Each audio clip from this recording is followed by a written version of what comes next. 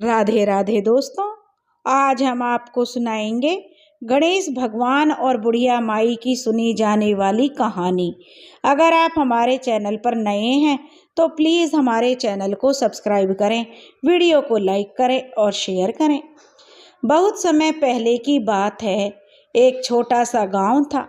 उस गांव में एक बुढ़िया माई अपने बेटा, बहू और 2 पोतों के साथ रहती थी।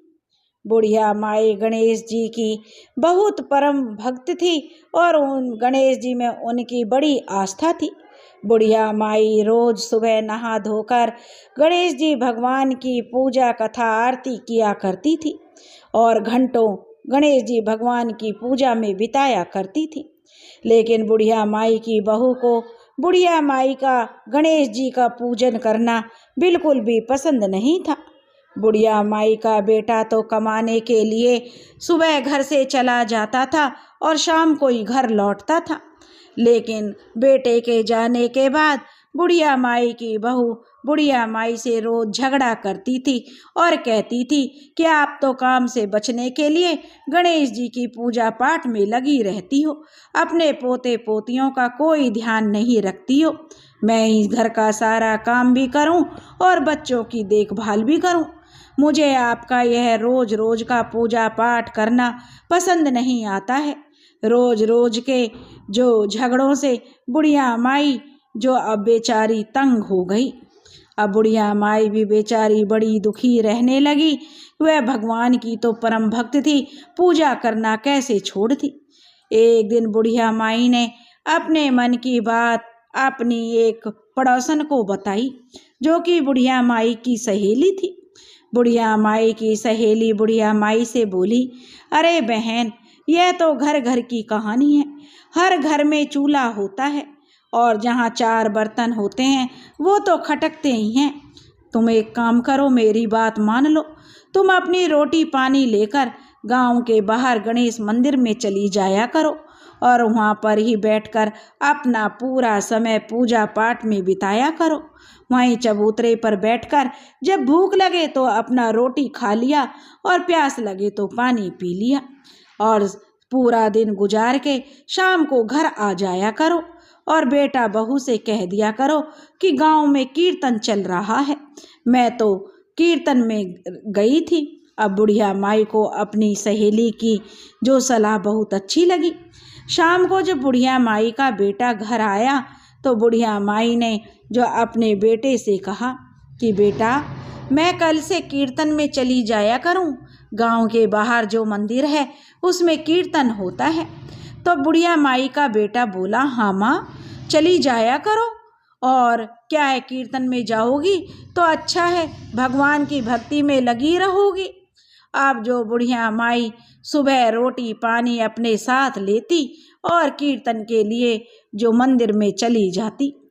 अब तो बुढ़िया माई गांव के बाहर मंदिर के चबूतरे पर बैठकर खूब भगवान गणेश की पूजा में मन लगाती।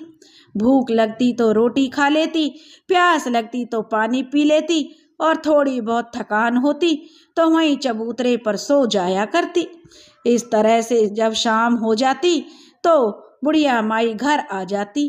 तब बुढ़िया माई का बेटा कहता, माँ, कीर्तन में हो आई? तो बुढ़िया माई बड़ी खुश होकर कहती, हाँ बेटा, दिल खुश हो गया, कीर्तन में बड़ा मन लगता है। अब तो बुढ़िया माई का बेटा बोला, ठीक है माँ, जैसा तुम्हें ठीक लगे तुम चली जाया करो। अब तो बुढ़िया माई सुबह रोज नहा धोकर गांव में गणेश मंदिर में चली जाती और शांति से वहाँ बैठकर अपनी पूजा करती। चबूतरे पर बैठकर भूख लगती तो रोटी खा लेती और सो जाती। लेकिन जो बहू थी वह तो बहुत अपनी सास से जलती थी। हमेशा सास को उसे भारी लगती थी।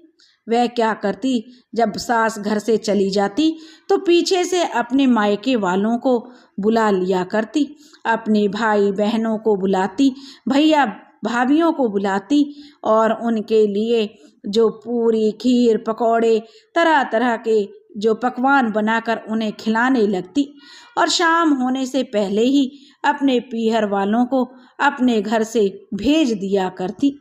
इसी तरह धीरे धीरे समय बीतने लगा। एक दिन जो बुढ़िया माई जल्दी उठ गई और नहा धोकर मंदिर जाने लगी। तो उसने बुढ़िया माई ने अपनी बहू से भोजन मांगा। तो बहू ने गुस्से में आकर जो अपनी सास को ठंडी रोटी और कांधा, जो कि एक कोठड़ी में बंद पड़े हुए थे, बुढ़िया माई को दे दिए। बुढ़िया माई रोटी और कांधा लेकर अपना गणेश जी के मंदिर में चली गई और मंदिर में जाकर बोली कि हे गणेश भगवान, मेरी बहू को सद्बुद्धि दो, मेरा बेटा और मेरे पोते खूब तरक्की करें, 9 निध 12 सिद्ध हों, वे उनके जीवन में कोई दुख ना आए, वो हमेशा खुश रहें। अब जो मेरे बेटे का घर हमेशा धन धान्य से भरा रहे, मेरे बेटे के घर में कभी भी कोई दुख या आपत्ति ना आए। तब भगवान गणेश मन ही मन सोचने लगे, यह बुढ़िया माई मेरी परम भक्त है, रोज ठंडी बासी रोटी खाती है और इसकी बहू कितनी तेज है, रोज पीछे से मालपुए बना करके अपने मायके वालों को खिलाती है और कुछ दिखाती है और बड़ी ही चालाक है, इसको तो जो कुछ करना पड़ेगा। लेकिन यह मेरी भक्त फिर भी अपनी बहू, बेटे और पोतों के लिए मन्नतें मांग रही है, इसकी बहू को तो अब चटका दिखाना ही पड़ेगा। तब गणेश जी भगवान ने एक उपाय सूझा। तब उधर जो बहू जो मालपुए पकवान बनाती और सास को तो बासी रोटी दे देती थी, अब भगवान की करनी ऐसी हुई, गणेश भगवान ने ऐसी लीला रची कि जो बहू पकवान बनाती वो बासी रोटी में बदलने लगे और सास को नए नए पकवान खाने को मिलने लगे। अब बहू को खाने में बासी रोटी मिलने लगी। तब एक दिन बहू मायके वालों को बोली, आ जाओ मेरे घर पर, तुम्हारे लिए मैंने अच्छे अच्छे पकवान बनाए हैं।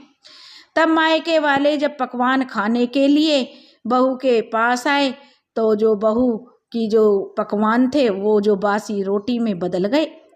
तब बहू के मायके वाले कहने लगे, अरे तू तो हमें बासी रोटी खिलाने के लिए बुलाती है, हम तेरे घर नहीं आएंगे। बहू अपने मायके वालों को सफाई देने लगी कि मैंने तो तुम्हारे लिए खीर पूड़ी बनाई थी, पता नहीं ये बासी रोटी में कैसे बदल गए। लेकिन उसके मायके वाले बहू से नाराज हो गए और बोले, भला ऐसा भी कुछ होता है कि जो तुम्हारा पकवान बनाए और वो बासी रोटियों में बदल जाए? ऐसा नहीं है, तू तो हमें जो ना बासी रोटी खाने के लिए बुलाती है। अब जो ऐसे ही जो वो नाराज होकर अपने घर चले गए। अब जो बहू को भी बासी रोटी खानी पड़ी।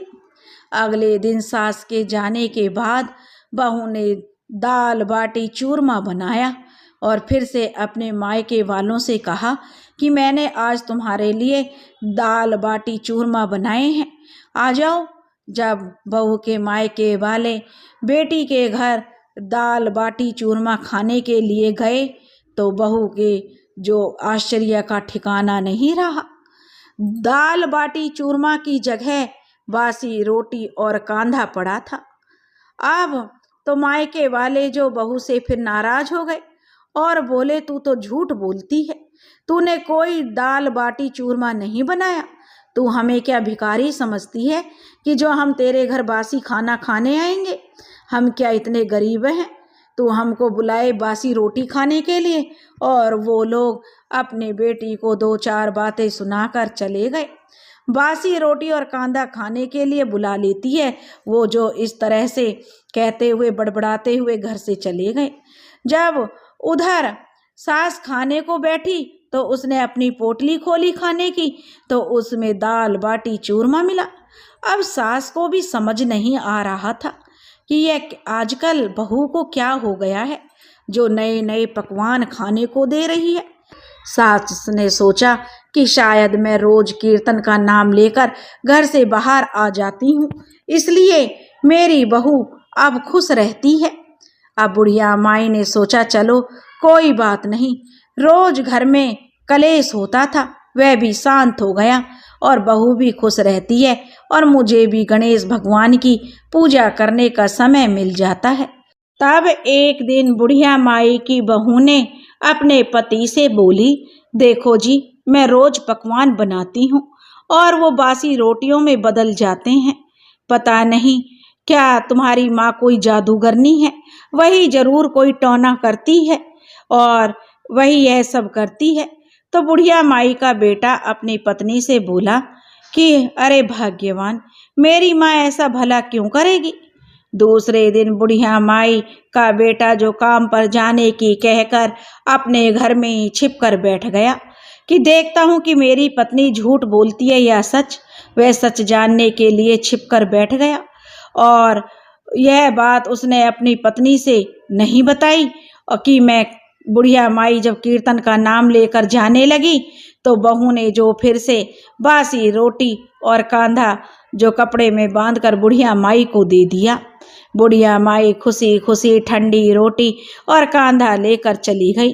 पीछे से बहू ने फिर से मालपुए खीर बनाई और अपने मायके वालों को भोजन के लिए बुलाया। जैसे ही उसके मायके वाले आए और वो भोजन करने के लिए बैठे और उन्होंने बर्तनों को खोला तो मालपुए की जगह बासी रोटी और खीर की जगह कांधा मिला, क्योंकि उसे दिन बहू ने अपनी सास को बासी रोटी और कांधा ही पोटली में बांध कर दिया था। अब जो बहू का पति था वह ऐसा सब कुछ देख रहा था। उस दिन भी मायके वाले नाराज हो गए और बहू को काफी सारी बातें सुनाकर वापस दुखी मन से चले गए। बहू ने भी उस दिन बासी रोटी और कांदा खाया। यह सब कुछ उसका पति देख रहा था। फिर उसका पति घर के पिछवाड़े से चुपचाप निकलकर बाहर आया और अपनी माँ को गांव में खोजने लगा, लेकिन बुढ़िया माई उसे कहीं नहीं मिली। तभी बुढ़िया माई के बेटे ने अपनी माँ की सहेली के घर गया और बुढ़िया माई के बेटे ने अपनी माँ की सहेली से पूछा कि काकी, मेरी माँ घर से कीर्तन का नाम लेकर जाती है, लेकिन गांव में तो कहीं भी कीर्तन नहीं हो रहा। काकी, क्या आपको मालूम है कि मेरी माँ कहाँ जाती है? तब बुढ़िया माई की सहेली ने बुढ़िया माई के बेटे से बताया कि बेटा, तेरी बहू तेरे काम पर जाने के बाद तेरी माँ के साथ बहुत लड़ाई झगड़ा करती थी, उसे बासी रोटी खाने के लिए देती थी, इसलिए वह गणेश मंदिर में जाती है और वहीं पूजा पाठ करती है, क्योंकि तेरी बहू तो उसे पूजा पाठ करने नहीं देती। बुढ़िया माई की सहेली ने बुढ़िया के बेटे को पूरी सच्चाई बता दी। बुढ़िया माई का बेटा गणेश मंदिर में पहुंचा तो उसने देखा उसकी माँ खाना खा रही थी। अब खाना जब उसकी माँ ने पोटली खोली खाने की तो उसमें मालपुआ और खीर था, जबकि उसके बेटे ने खुद छुपकर देखा था कि उसकी पत्नी ने बासी रोटी और कांधा पोटली में बांध कर दिया था। अब तो उसके बेटे का माथा ठनका कि सच में उसकी पत्नी सच कहती है, मेरी माँ तो सच में जादूगरनी है, वही बासी रोटियों को मालपुए और खीर में बदल लेती है। बुढ़िया का बेटा यह सब कुछ देखकर घबरा गया।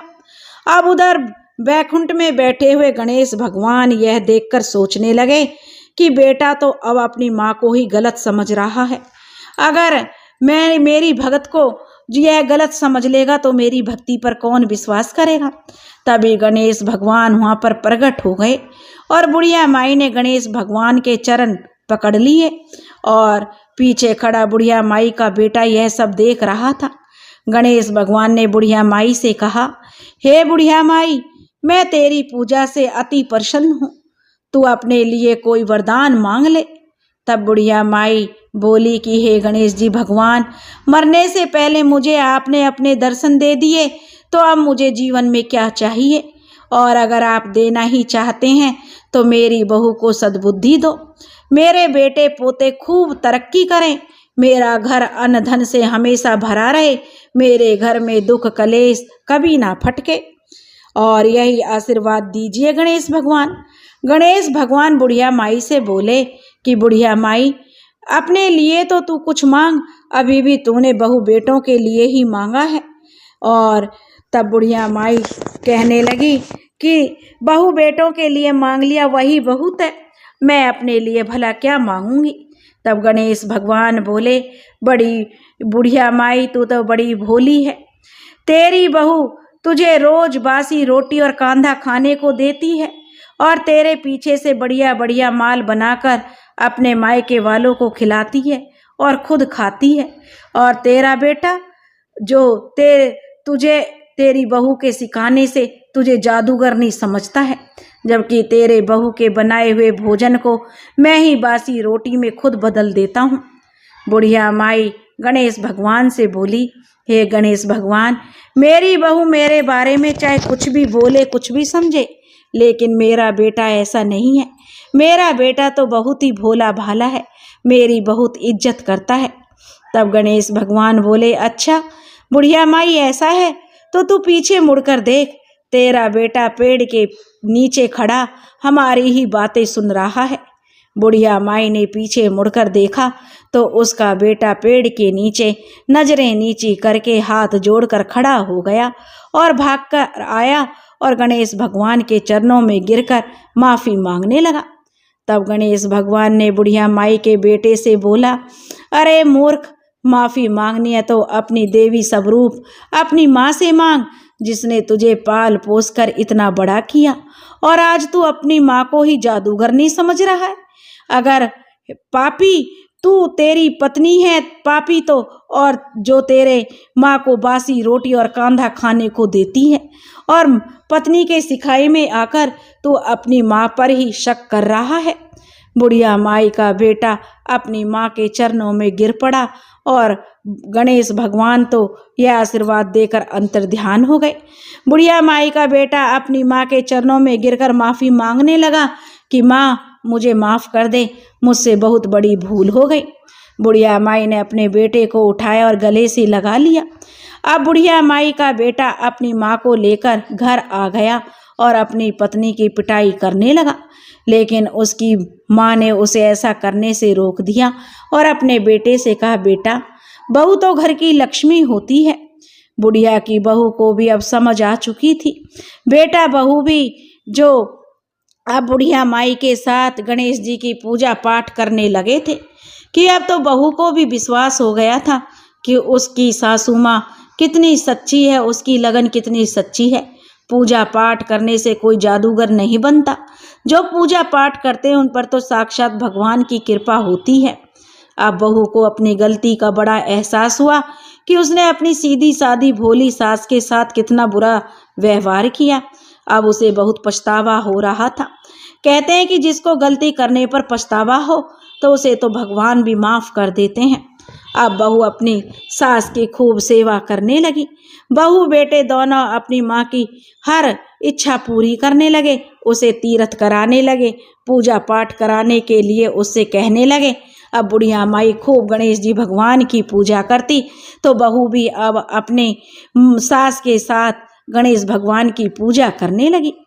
अब बुधवार और गणेश चौथ के दिन बुढ़िया माई का बेटा और बहू भी बुढ़िया माई के साथ व्रत करने लगे, पूजा पाठ करने लगे, जिससे भगवान गणेश की कृपा से उनका घर धन धान्य से भर गया। बुढ़िया माई इस जीवन का सुख भोग कर अंत में स्वर्ग को प्राप्त हुई। दोस्तों, जैसे गणेश भगवान ने बुढ़िया माई की इच्छा पूरी की, ऐसे ही जो यह कहानी सुन रहे हैं और जो यह कहानी कह रहे हैं उन पर भी गणेश भगवान अपनी कृपा बनाएं, उनकी भी सभी मनोकामनाएं पूरी करें। दोस्तों, अगर आपको यह कहानी पसंद आई हो तो प्लीज़ हमारे चैनल को सब्सक्राइब करें, वीडियो को लाइक करें और शेयर करें। राधे राधे।